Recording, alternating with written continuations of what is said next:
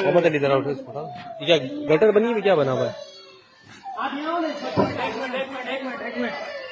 पहले बच्चे को ले लो यार, बच्चे को उठा लो यार। खड्डा बना हुआ है क्या है ये?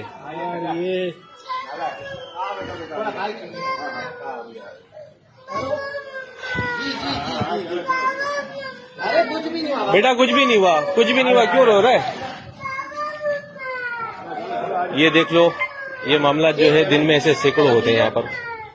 ये आपके सामने है, ये हालत है, ये मामला थे।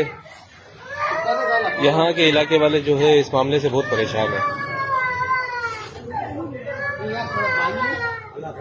ये आप देख सकते हैं।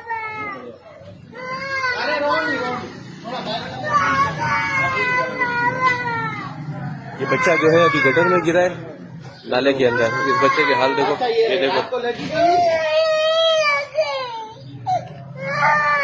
ये मस्जिद का गेट है।